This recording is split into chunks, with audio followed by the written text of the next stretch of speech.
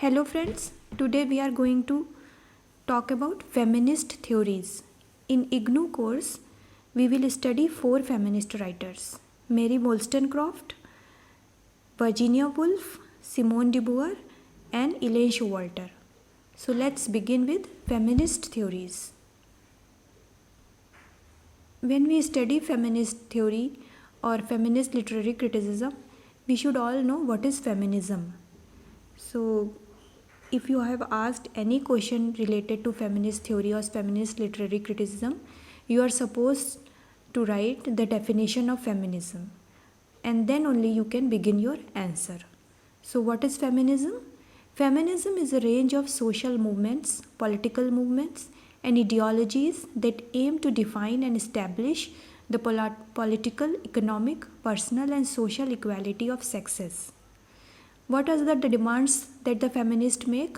The feminists demand equality of the sexes, no gender bias, no discrimination on the basis of sex. So that is all about feminism. Now, what is feminist theory?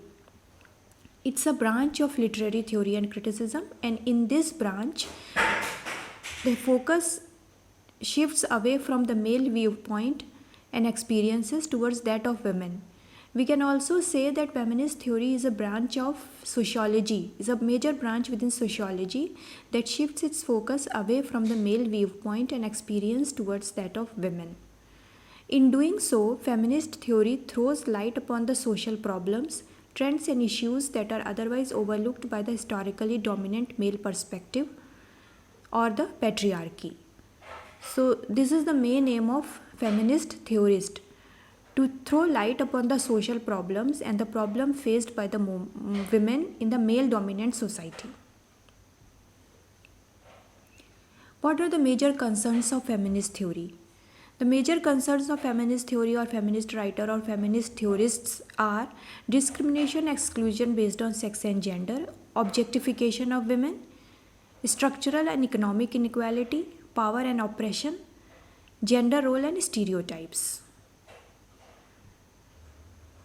Now, before we begin reading feminist ideology or feminist theory and feminist literary criticism, we should know the difference between sex and gender.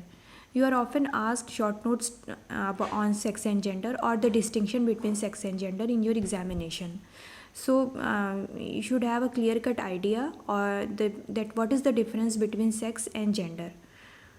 Sex is a biological differences. It refers to biological differences between men and women, and gender are the cultural and social differences between men and women. So this is a very short definition about sex and gender to make you aware about the distinction between these two terms. Now, implications of the distinction between sex and gender as set by feminist theories. According to essentialist feminist theorists, women should be proud of the biological dissimilarities with men, namely motherhood or the childbearing capacity of a woman. Rather than asking for equality, they would rather seek a women-only culture untainted by the patriarchal construction of femininity. Postmodern feminists also seek to facilitate women's voyage and self-discovery. Rather than pursuing gender equality, women must adopt a degree of separateness from men to experience true liberation and from male oppression. So these are the implications of distinction between sex and gender as set by feminist theorists.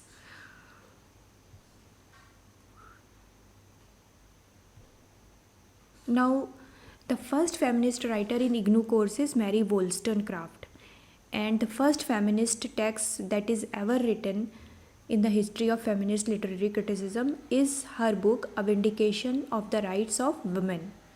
This book is written in 1792, and soon after its publication it became a bestseller. It was an instant bestseller.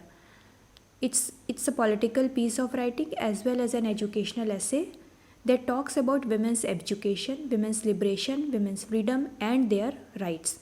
Mary Wollstonecraft was the first woman who talked about women's rights or who raised her voice against the patriarchal or the male dominant society of that time. What are the main points that Mary Wollstonecraft enhanced in her text? Are meek wives are generally foolish mother. Mary said that women must be intelligent in her own rights. Reason plays very important role in acquiring knowledge. Mary wanted to extend the basic ideas of Enlightenment philosophy to women and Rousseau's educational ideas of how to educate boys to girls. At that time, when Mary was writing, the main focus was on boys' education. But Mary wanted to extend this idea of Enlightenment philosophy from boys to girls. Women are not slaves to their emotions. Everybody think in Mary's time that women are the slaves of their passions and emotions. They are emotional beings. That is to some extent true. But not only this, women are not just emotional beings. They have the capability of thinking rationally as well. The only thing is that they should be encouraged from an early age to develop their intellectual capabilities. So upbringing plays very important role in the development of a woman into a rational as well as an emotional being. Mary forces on the idea of co-education to bring about equality between boys and girls, and this was a very radical viewpoint. Mary was very radical when she said that boys and girls were educated together, because at that time there were separate schools for boys and girls. So this idea of Mary was taken very differently by the philosophers and thinkers of her time. They opposed her ideas, and she was bitterly criticized by the thinkers and philosophers of her time for her radical ideas about co-education. So the sum up of the vindication of the right of women, this book covered a wide range of topics that are related to the condition of women in the British England, women's equality, women's right to vote, and women's parliamentary representation. Now the second feminist writer, feminist theory that we are going to read about is Virginia Woolf and her feminist text, A Room of One's Own.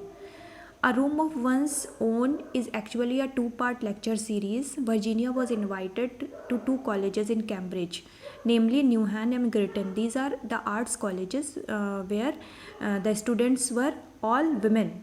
These were all women colleges. So there Virginia delivered a two-part lecture series which later on became an essay with the title of A Room of One's Own. What does Virginia actually mean by this phrase, a room of one's own? By this phrase, Virginia basically meant that the two things which are essential for any woman to write fiction is economic independence, and the second thing that she needs to write fiction is a room of her own, that is privacy and economic independence. These are the two things that Virginia thinks that are important for any woman to begin writing fiction. Economic independence means she should at least earn $500 per month, or she should at least have $500 per month in her kitty, and she should have a room of her own so that she could free herself from the responsibilities of the family and the household chores that she is expected to do. So these are the two basic things that women should have in order to write fiction. Virginia Woolf was a feminist critic because she talked about women's economic independence and gender roles, patriarchy, and women's oppression in her essay A Room of One's Own. Besides this, she also cited women writers and poetesses right from the 18th century nature poet Anne Finch to Victorian novelist Charlotte and Emily Bronte. We all know that Charlotte and Emily Bronte always wrote in their pseudonyms. So what was the reason for adopting a pseudonym rather than writing in their own names? The reasons were the patriarchal environment, the male dominance. At that time, it was not, women were looked down upon. Those women who were writers, they were looked down upon. They were not treated as well-mannered, well-behaved women. but they were looked down upon, and they were treated as rebellions. So that's the reason all three Bronte sisters, they wrote in pseudonyms, and that too they adopted the pseudonyms of male. They adopted male pseudonyms. So Virginia Woolf talked about all these issues in her essay A Room of One's Own. Now, the third feminist writer in IGNOU course is Simone de Beauvoir, and the feminist text she wrote is The Second Sex. This book was published in 1949, and Simone de Beauvoir was a French existentialist writer, and she was also a very close associate of French philosopher Jean-Paul Sartre. They never married, but they lived as partners. This book talks about the treatment of women throughout history. The Second Sex is published in 2 volumes. The first volume is Facts and Myths, and the second volume is Lived Experience. The publication of Second Sex marked the beginning of second wave feminism. So there are 3 waves of feminism: the first wave feminism, the second wave feminism, and the third wave feminism. If you want to know more about these waves of feminism, you comment in the comment section, and I will make a separate video to explain you all the waves of feminism, the first, second, and third wave of feminism, and the female theorists or the female writers that brought about these different waves of feminism.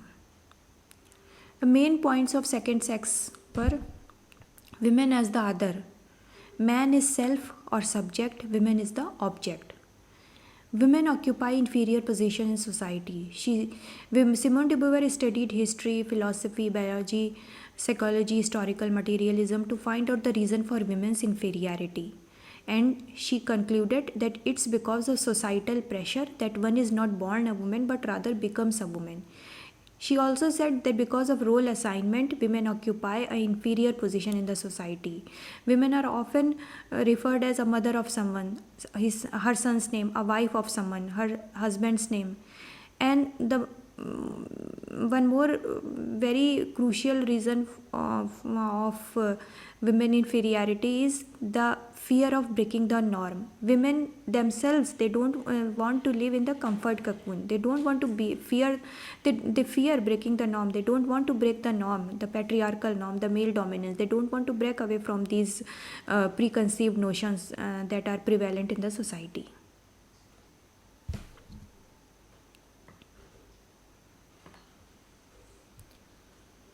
What is the solution that Simone de Beauvoir suggested in her book? Simone de Beauvoir in her book said that the only possible solution for women upliftment and women liberation or women empowerment is economic independence. The women should be economically independent if they want to break away from the patriarchal notions of the society. But then again, there are several logistical hurdles that women need to overcome in pursuing their goal of achieving financial freedom and economic independence. So the road to women liberation is not easy. It's very tough. According to de Beauvoir, humanity is male and man defines woman, not in herself but as a relative to him. She is not being regarded as an autonomous being. Woman is simply what man decrees. Thus, she is the sex by which it is meant that she appeals essentially to the male as a sexual being. For him, she is sex, absolute sex, no less. She is defined and differentiated with reference to man and not he with reference to her. She is the incidental, the inessential as opposed to the essential. He is the absolute, she is the other. This code you are not supposed to remember. I am just telling you for the sake of letting you know the thoughts about that de Beauvoir inculcated in herself. The last and final feminist theory that we are going to study is Elaine Showalter and her feminist text, A Literature of Their Own. We are also going to study her another feminist text, and that is Female Criticism in the Wilderness. So first let's discuss about A Literature of Their Own, what this book is all about. This book is a chronological history of British women writers from the early 19th century to the present day. In her book, Showalter divides British women literature into 3 phases: the feminine phase, the feminist phase, and the female phase. The feminine phase begins from 1840s and lasted till 1880s. During this phase, the women subculture imitates the value and literary form of the dominant tradition. So you see that there is a dominant culture, and within that culture there is a small portion of women subculture. So we say that women culture is a subculture of the bigger culture, and this women subculture, it imitates or it copies the literary forms of the dominant male tradition. The second is the feminist phase. It began in 1880s and lasted till 1920s. During this period, women mostly wrote against patriarchal values. So we see that before this, women were literally copying all the literary forms and values of the dominant culture. But then in the feminist phase, there was a kind of revolution among women, and they started writing against patriarchal values and male dominance. So they were concerned about the monopoly of patriarchy, the male dominance prevalent in the society of that time. The third and the final phase is the female phase, which began in 1920 and is still going on. During this phase, women write autonomously instead of imitating the dominant tradition or protesting against it. So this is the very important phase, and it's kind of like women don't care at all what's going on around them. They just express themselves. This is the period of self-discovery, and women, instead of copying or instead of protesting against the patriarchal values, they began writing about their own selves. They became freely independent. So this is the most important phase. And so now we come to the conclusion. Women need a separate framework. What Elaine Showalter concluded after chronologically studying the British women literature of British women writers, that women need a separate framework and set of principles to judge the work written by women writers. To explain this need, Showalter wrote a book, A Literature of Their Own. The next feminist text that Elaine Showalter wrote is Feminist Criticism in the Wilderness. This essay is an attempt to study the field of literary criticism from the feminist point of view. Feminist criticism is in wilderness. What does this mean? This means that feminist critics lack a theoretical framework for feminist criticism, that they do not have a set of principles or the guiding pointers or the theoretical framework that they can use to assess or judge a piece of work written by a women writer. It is always seen the work written by a woman writer or the feminist text is always seen in association with some other theory or framework.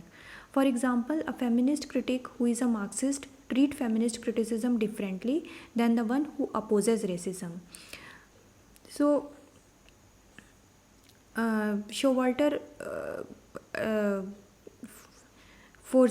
stresses upon the need of having a different theoretical framework for feminist criticism. Showalter coined a term gynocriticism to describe a new literary project intended to construct a female framework for the analysis of women's literature. So gynocriticism is the term that defines a new literary form, sets of principles that are used to construct a female framework for the analysis of women's literature. The examples of gynocriticism are Sandra Gilbert and Susan Gubart's Mad Women in the Attic and Elaine Showalter's A Literature of Their Own. So if you are asked to write short notes on gynocriticism, you can write what I have just discussed, and you can give these examples to get good marks. So this was all about feminist theories. If you want to know more about feminist writers, feminist theories, the waves of feminism, you can always comment in the comment section below, and I would love to make a separate video to explain all those things. Thank you.